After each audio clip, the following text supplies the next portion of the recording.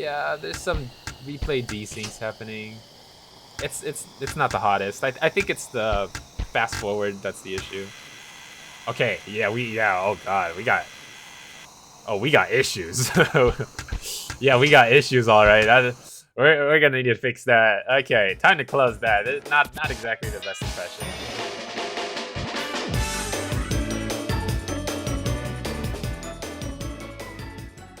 Hello, what is up, Bing Bongs? It's me, Bingles, and welcome to Bingles Live Development number 1. Today, we're gonna be doing some development, okay? So you can see here, I've got my Unity open, and this is kind of just sort of gonna be like a test run to see like how the streams are gonna go, because school just started and I have a lot less time to do a lot of development. So what better way to like hold myself accountable for being committed to putting some hours into my project every week than forcing myself to stream like an hour or two every week doing development, right? And it's a great way to foster a community, because this is when you guys can pop in and ask questions or just talk to me, you know? And I would love to kind of foster a community. But anyways, without further ado, let's get right into it. And I'm going to use my new fancy iPad because I want to. So you can see I've done some sort of little drawing over here, if you will. So what is on our to-do list? Well, number 1 would be to figure out what to do. And to accomplish that, we're gonna have to give our game a test run. Okay, so let's just do that for now. Oh, is that how it works? You can't turn it off? All right, then.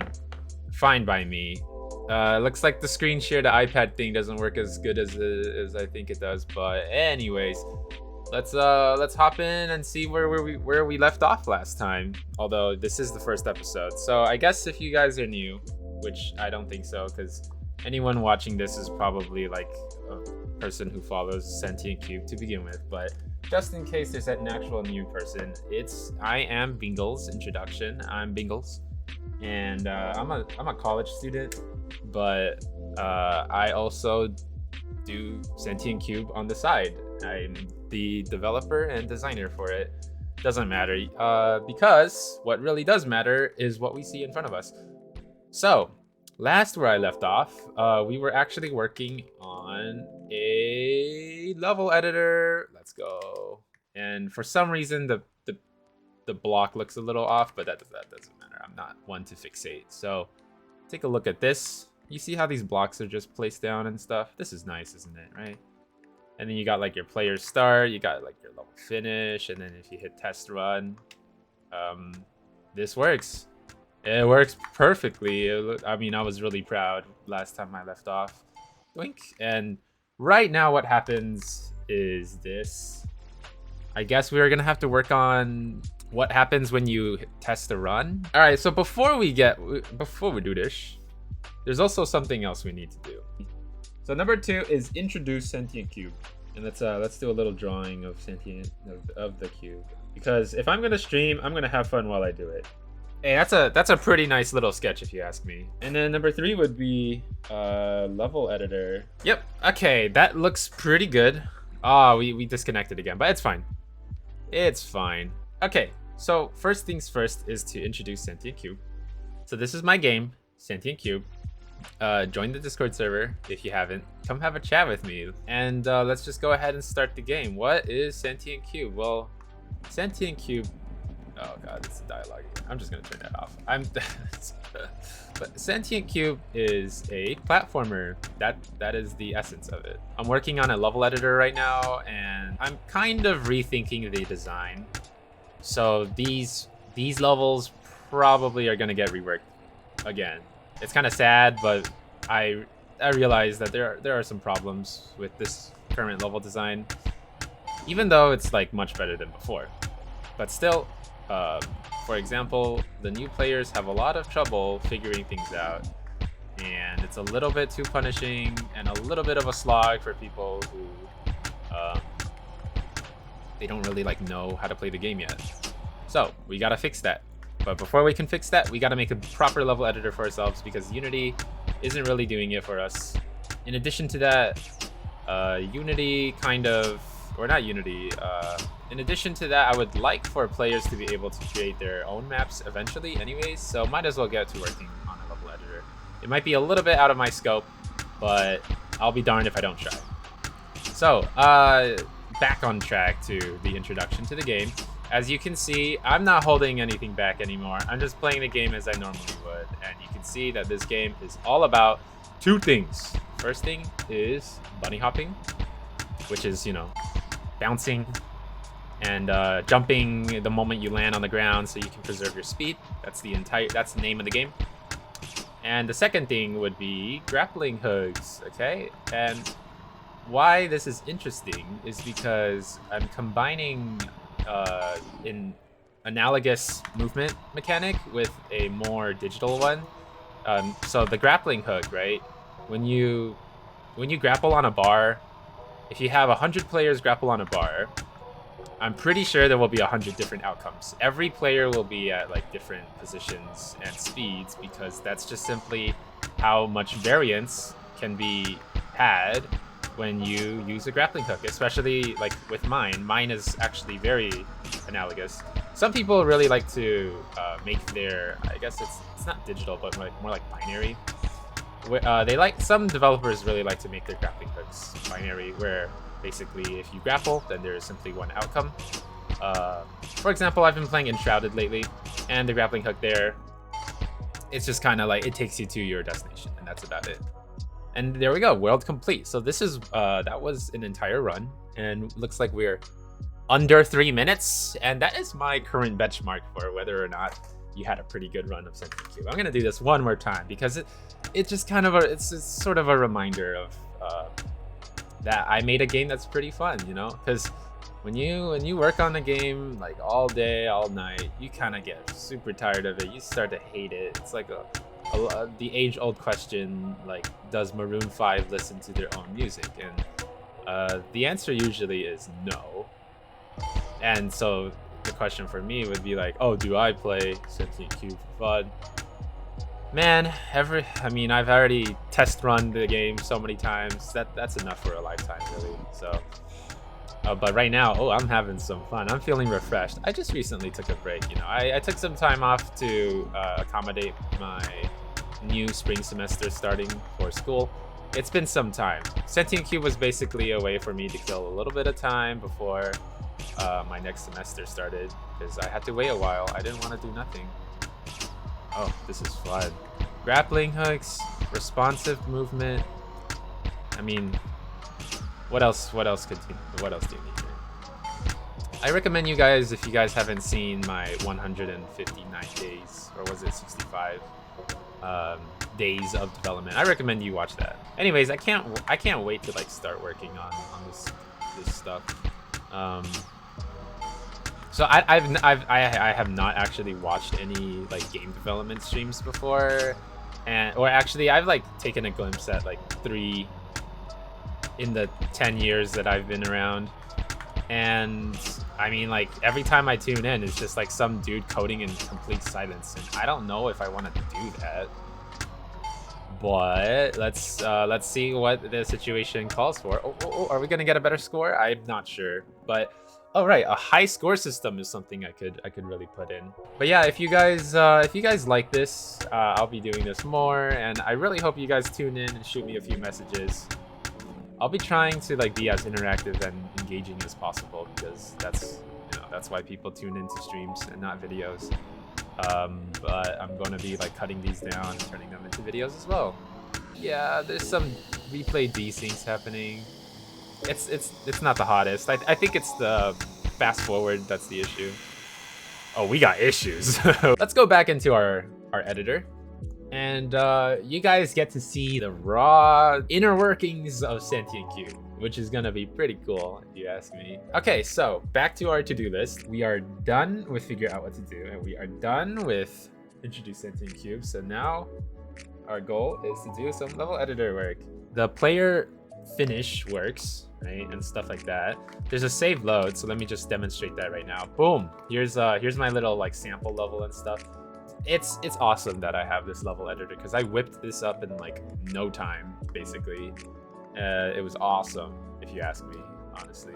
I'm thinking we need to do something along the lines of, for one, we need to make the player finish take you out of test run. So once that happens, you can just hit test run. You can like fly all the way to the exit or the finish line. And when you touch it, you hop out and you know that your level is nice and tested. The second thing would be, so you can see here with my little like demo level, that there's like this travelable area, if you will, traversable area, and then there's like this little shortcut, right? And the idea is not to fall off. And I have a block that's already like for that. It's like a reset zone and stuff like that. And so I think what I need to do, right, because I have this menu that lets you like choose these objects, is I need to put, there's like this list, right? I call this, or what we have right now is a global object database. Let me show you right now. Where is this?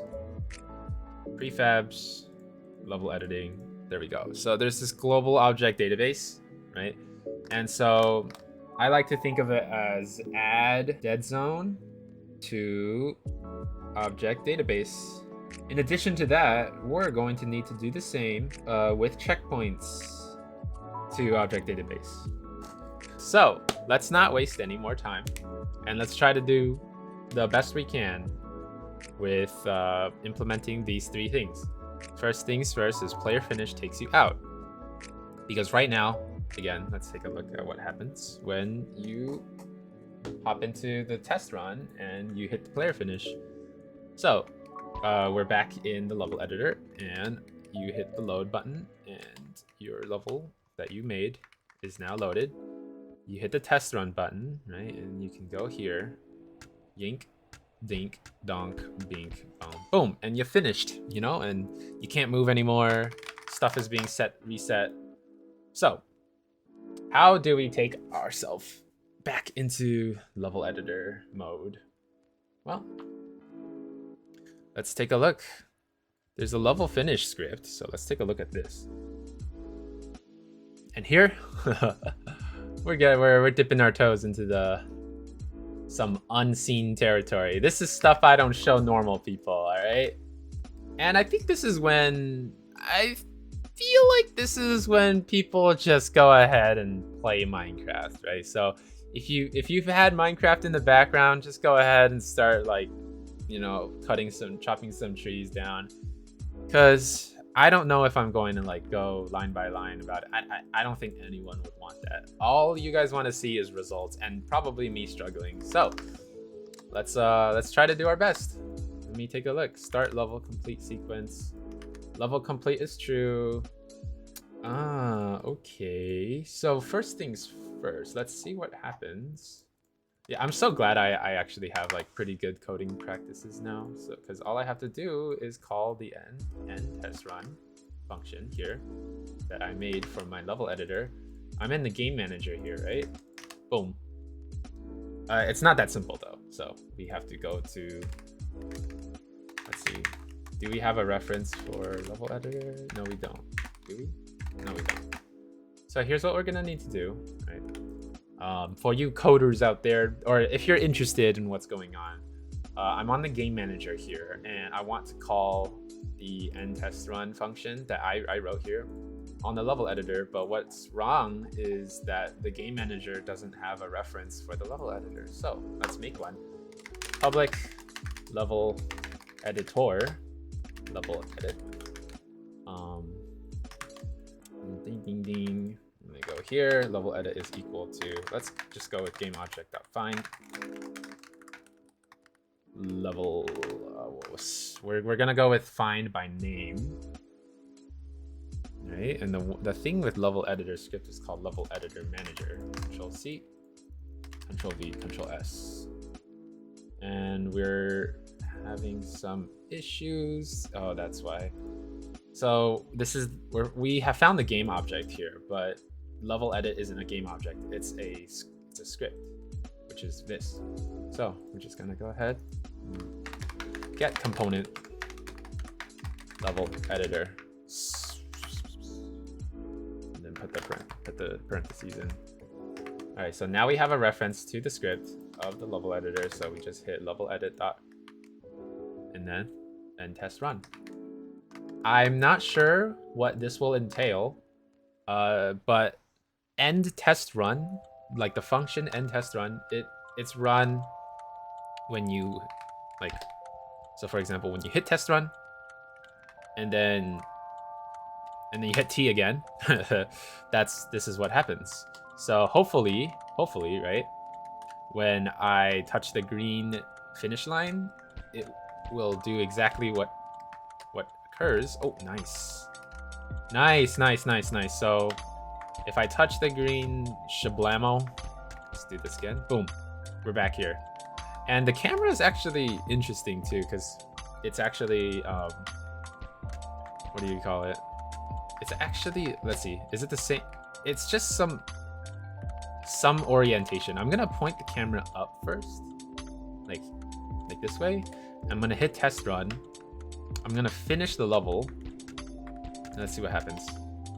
It's interesting. I think it uses the angle that existed, but the position is like where the cube touched the finish line. So we're just gonna hard code something.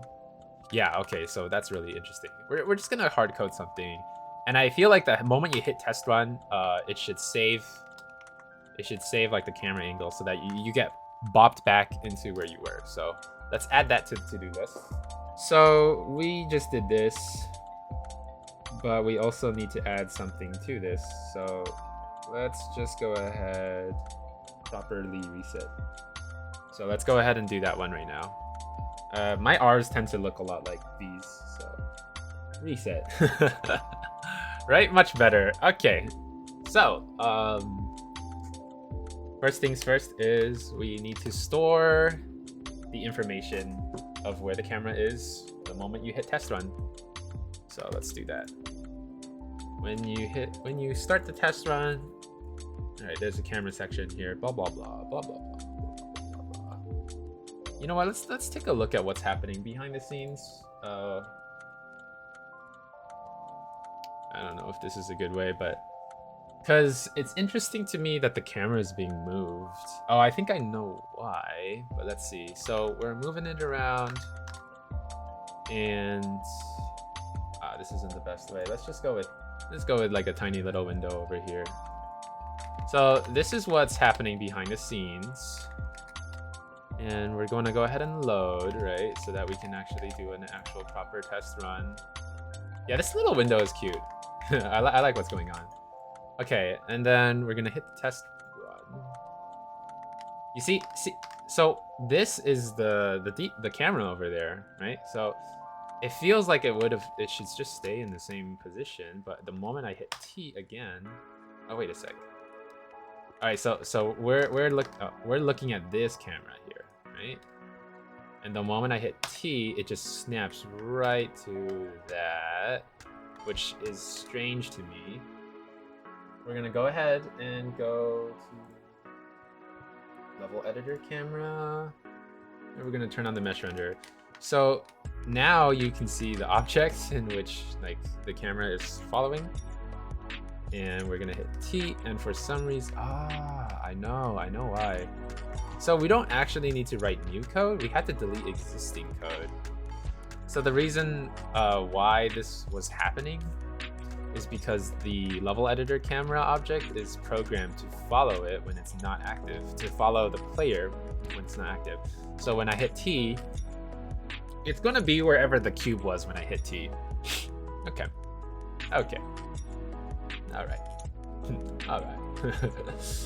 Okay, so let's put that scene window back where it came from. Go to the window tab. Let's make a new scene. Where is it? General? Oh, you can't do that? All right. Wait, or can I? Add a tab, add a scene tab, go here, go like this. All right, that's extra cute. So we got a little window to see what's going on the inside. So I'm just gonna drag this into the primary screen so you guys can see what's going on when I need it. But let's see. So we're going to go to the level editor camera. We're going to double click this. We're going to go here. We're going to see if it's not active. We have this thing called position to target. And I'm not a fan of this, right? So if I just comment this, and the reason why I had this to begin with is because the replay camera has a free flying camera, which is, I repurposed the code for free flying camera for the level editor camera. But in the case of the level editor, we don't need to snap it to the cube when we're not using the level editor camera. We actually want it to maintain its previous position so that it stays. So let's just hit. We have a nice view of the entire level. We hit T. We play the level a bit. It's a little laggy because. Oh, nice. All right, so that's another objective done. That's very nice. We are knocking these out, ladies and gentlemen. We are knocking these out, bing bongs. That is great. That is proper great. If you ask me. I like that a lot. I'm a very, very big fan of it. Retry. Very nice. And go here. I'm getting better at this. So camera prepper reset is done. Let's see. Is that everything for the level finish? Because it seems like it works pretty fine now. What else do we want when we finish a level? That seems about it, you know. So let's go back to the previous page and see what else was on the to-do list. So we are very much done with this. This is double done. Very, very nice. We need to add dead zone to object database. We need to add checkpoints. Okay, very cool. Yeah, sure. So yeah, this is fine. We are very much done with this. So let's go over here. Dead zone. Add objects to database.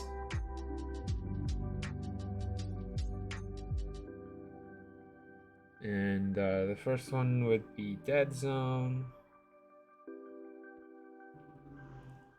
Second one would be checkpoint.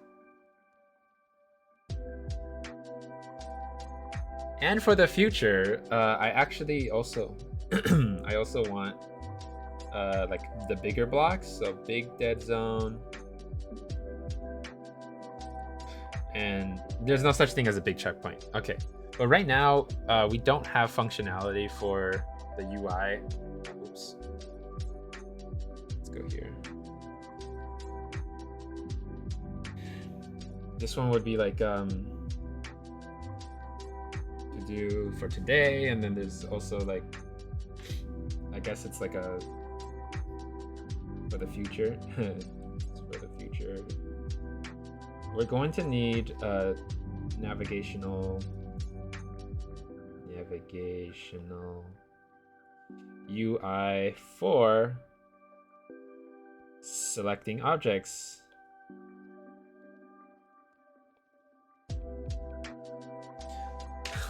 This isn't the most neat way of keeping track of things, nor is it the most efficient. If you guys look, this is how I was keeping track of stuff before. Then you don't care about that, yeah. But look at like stuff like this is nice too.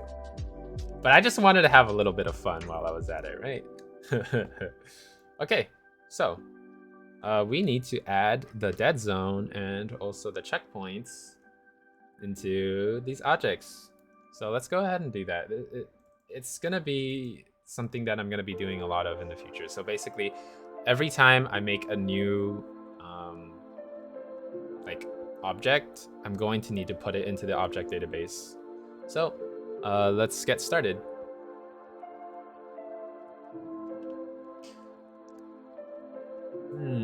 First thing I need to do is grab the dead zone. I think it's this one. Yeah, okay. This is actually no longer applicable So everything, because of the new level editor and the way the new object database works, I can't just easily take the old prefabs and use them like the new, like they're new. So what I have to do is I have to take one of these, copy it. We don't have a 3, object number 3 here, so let's just do that. Call it dead zone. We're gonna go inside, and this is what the dead zone looks like. And I'm pretty sure the material, like it doesn't work anymore too. So I'm gonna copy this. Copy. Actually, no, that's not how it works. I want to go to the folder. Where is it? That's not what I was looking for. That is not it. I swear I use this software, guys. Select material. There we go. Where are we? We're here, right? Control-C, Control-V. So what I like to do is I don't like to delete things, not immediately. So I like to rename things to something old, and then rename the new one into the proper one. Dead zone. Drag it and drop. And we're going to change dead zone so that it looks more like a dead zone, like this. And I don't know how I feel about that. How did we do that? Are you telling me that, oh, we had a different base map for it? I see. Oh, there we go. Okay, that was pretty easy. Yeah, just dragged in like a new base map. Color doesn't actually change. Yeah. Let's see, smoothness. Ooh, nice and shiny, or nice and stark. I have no clue which one I want. Yeah, we're gonna go with the more dark one. Some metallic. Yeah, I like the dark metallic. It's adjustable for the future, but let's just go with like half. Control save. Go backwards. Okay, so we've made a new prefab. It's this one. We need to put it into the new database. We're gonna name it exactly what the prefab is called. I made this database, by the way. This is me. This is all me. Oh, oops. Drag the dead zone in here. Measure the size of the, I mean, it's the same as a cube, so it's 2, 2, 2, 0, 1, 2. Okay, Control S. So now when we go to object 3, we should have a dead zone object come out. So let's take a look at that. Let's take a look. Think. Aha, very nice. And we're gonna have to load, and let's take a look at what happens when you touch it. Does it work? So right now I'm pretty sure it's a, yeah, it doesn't do anything because I copied the cube. It just looks like a dead zone, but it doesn't feel like a dead zone. So what are we gonna have to do? We're gonna have to add, let's take a look at the old dead zone and see what script it had.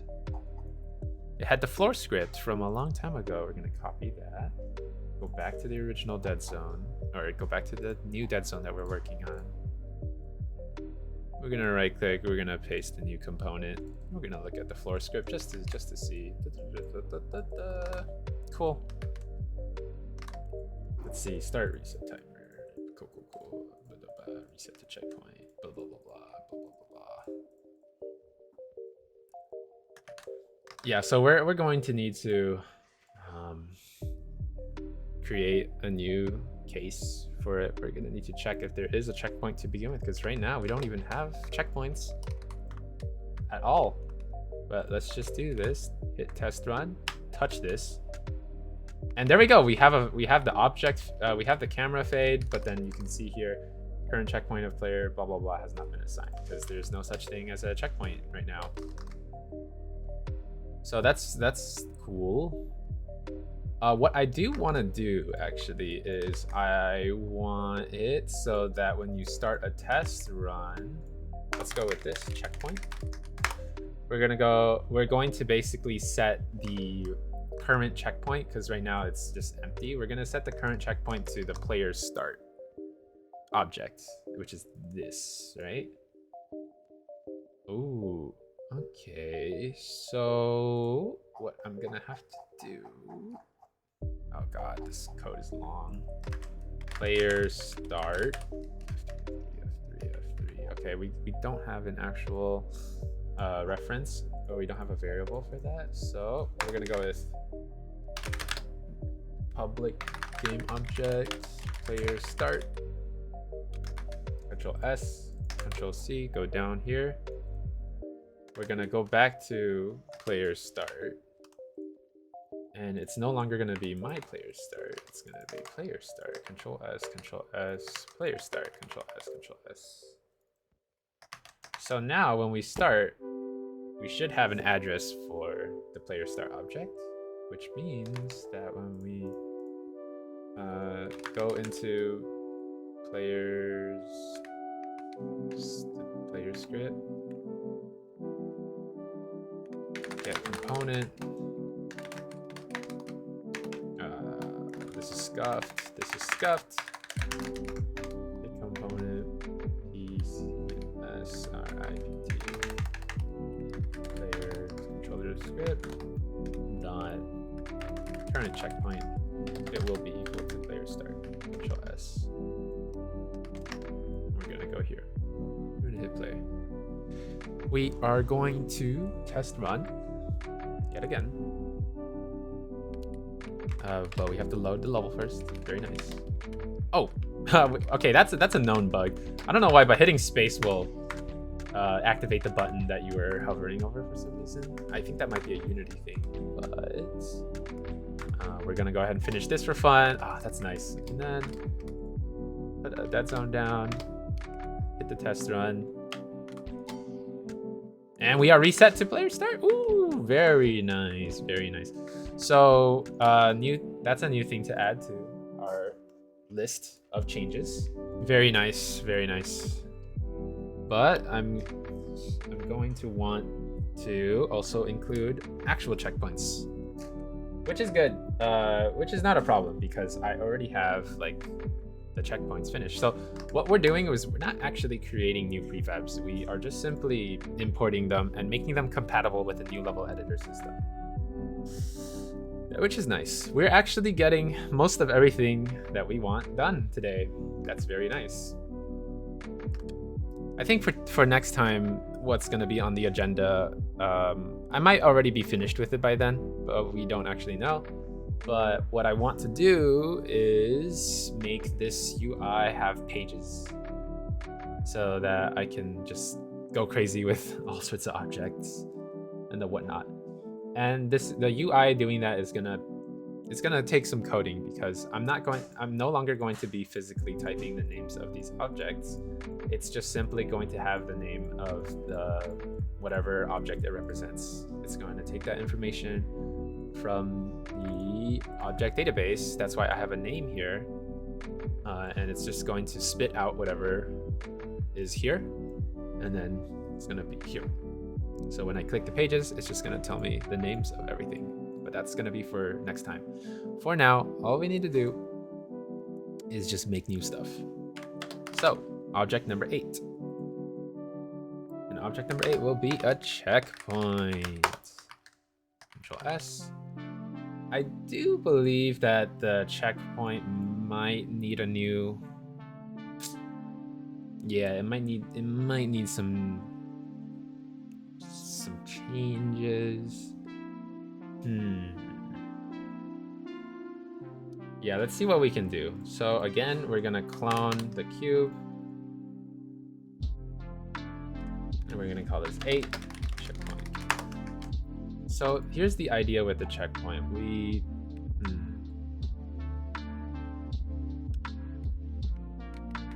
First is we want it to be as big as we want.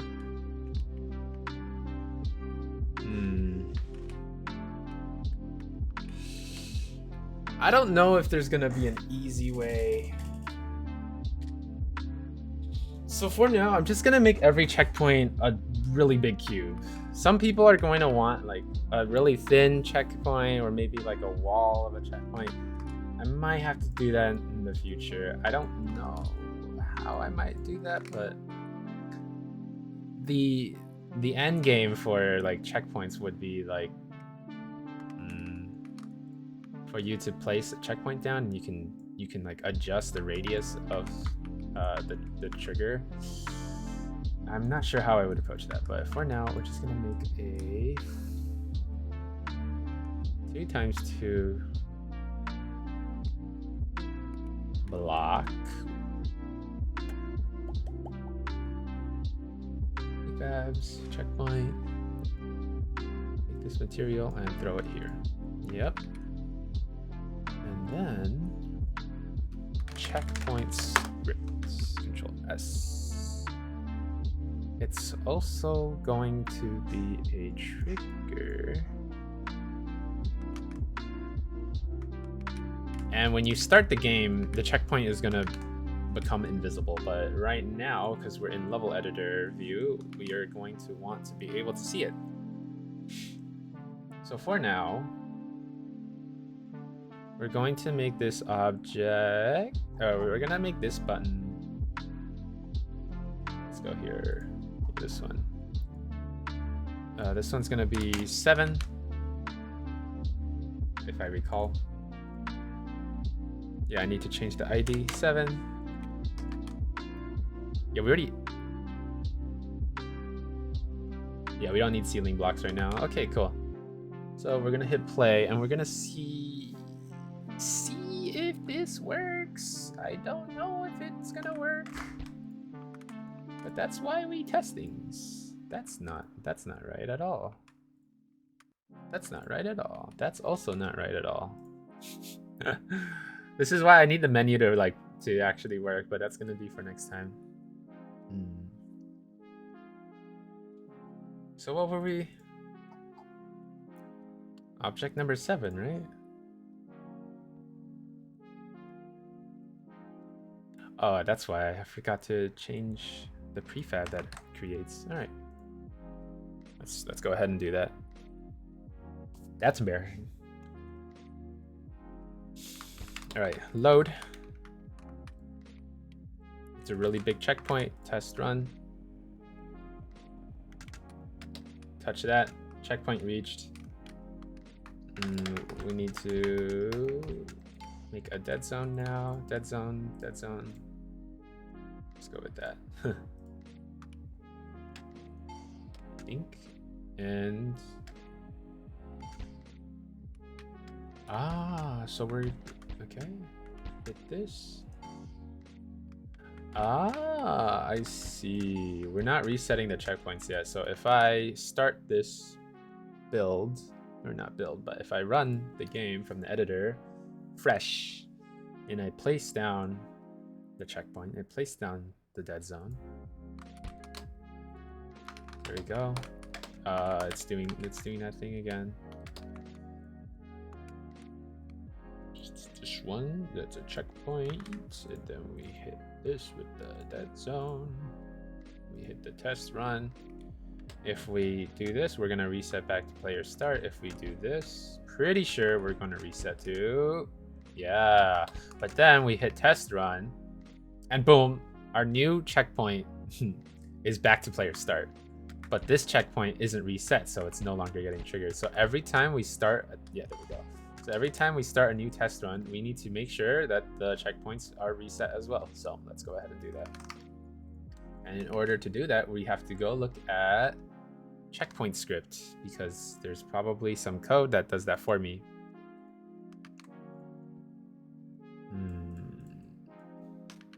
I think it's in player controller. Let's go. Like checkpoint. So basically, when I reset the checkpoint, or when I touch the checkpoint, I want to see it disappear, and then when I want to see it reappear when I reactivate all checkpoints. So this is a visual indicator for me currently right now.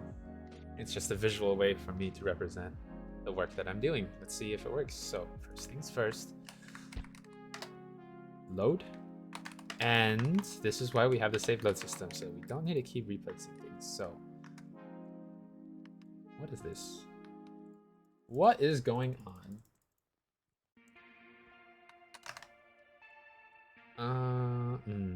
I see. It's doing it even in level editing mode. We have to do it only in test run mode. So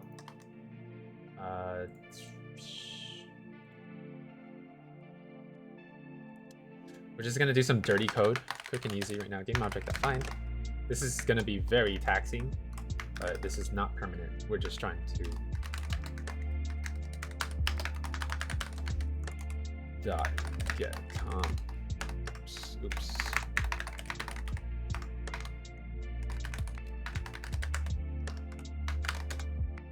Test run is test run.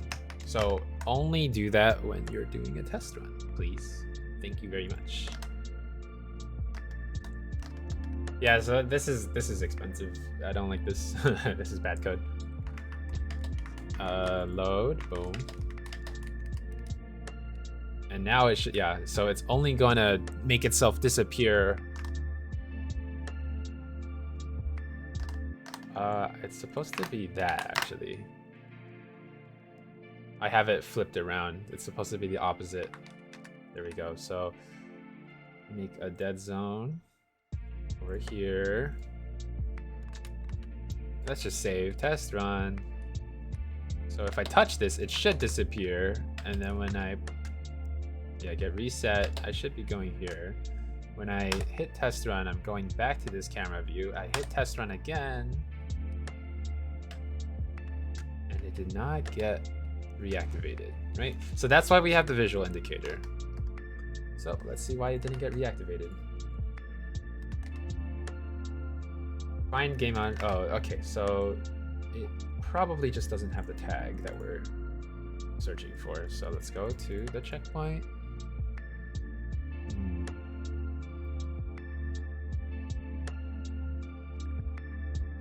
Checkpoint, Control S.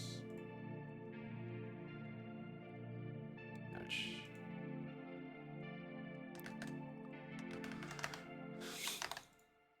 Level editing. Level editing. I just want to make sure that this tag wasn't doing anything to begin with. Yeah, no, that's it. Okay. That tag was a superficial one. Thank goodness. Okay, we're gonna go back. And when I load, I'm pretty sure the loaded checkpoint or the loaded objects have the new tags that I set. Let's take a look.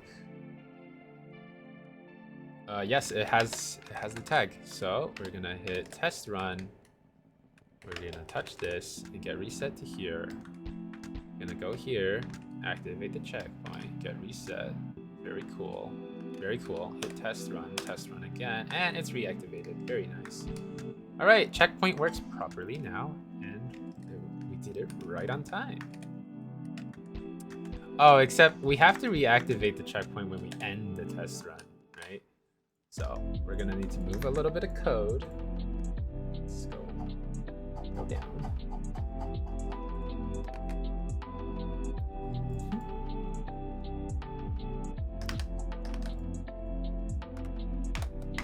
Checkpoint. So yeah, let's do it once when we start the test run. Technically, we technically don't need it at the start. We just need to do it at the end. It would be safe to do it both during start and end, but let's just try to keep the code to a minimum. All right, test run. It's super minor, but it's just good practice. Oh, oops. Right, let me get reset again. Boom. In a way, you could also use the dead zone as a portal to your last checkpoint. You don't need to make it a punishment necessarily. It's a little tip trick for you mappers out there. Oh, interesting. Very interesting. Okay, hit test run, and it's not getting reactivated. I find that to be very interesting.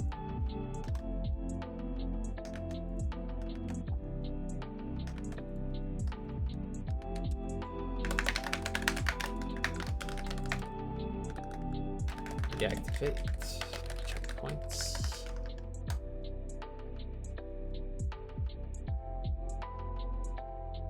All right, let's see. Let us see. Let's see what we can do.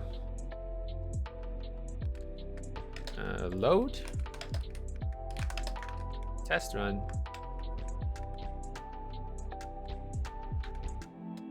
T. It is getting reactivated. Oh, I see. But the reason why it's not showing itself is because it's no longer test run.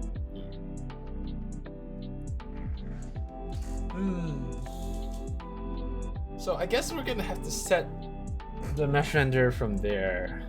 Okay.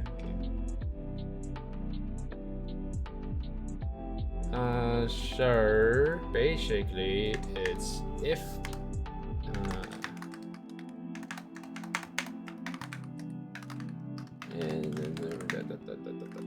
false. Right, we'll do it when we get touched, and then game manager this, and here we'll set the mesh render back to true. Oops, that's not the correct parameter. True. Control S. Okay, back to where we were. Oh, we forgot to close the run, so we have to wait for it and then restart one more time. Very cool. Show me what you got. Load, test run, get myself reset. Very. Was that a second? Oh, is that what's going on? Anyways, okay, that looks fine. Hit the checkpoint. Very cool. Hit test run. And there we go. Do we see? Yep, things are working as they are. Very nice. So that, I feel like, is everything on our to-do list. Nothing more satisfying than having a plan and being able to achieve everything inside that plan. Ladies and gentlemen, I believe we are finished. So here's what we did for today. This is Bingle's live development day 1. Very cool. And today on our to-do list, we figured out what to do. We introduced Sentient Cube, and we did some level editor work. We also have something in store for the next day. Very nice. We finished off. That's not what I was trying to say, but we made player finish work properly, right? Basically, I like to say that, you know. We added dead zones, we made them work, and we added checkpoints. We also made the player start be the default checkpoint. We also made the camera properly reset. So that's some really good work, ladies and gentlemen. Bing bongs, if I say so myself. So I'm gonna have to say farewell to all of you viewers. Thank you so much for watching to the end. If you guys are here, let's go. Dink, dink, dink. Thanks for watching. I love this, you know. I love just writing in big crayon. Let's go with this. So I suppose today was a pretty good stream. It's not actually a stream. I'm completely offline now, but this is just like basically a little test run, and I think we did a good job today. So I'm looking forward to actually streaming next time, and hoping that I get to engage with chat and stuff like that. But I just wanted to do this stream because I wanted to let you guys know that even if I don't have like a chat message to always look at and respond to, I hope I can still be nice and entertaining, right? I want to be an entertaining or interesting stream to watch, even with the number 0 on my viewer count. It's something that I think I'm getting pretty good at. And so, because I've had some practice, you know, I've done it in the past, so I'll be doing it in the future. I'm thinking something along the lines of Monday, Wednesday. Maybe it would be a better idea for me to stream like after work hours or after school hours. I'm not sure. So let me guys know what a good schedule would be, and I'll be heading out and grabbing some lunch and stuff like that. So Thank you so much for watching, and I hope you guys have a very, very nice day.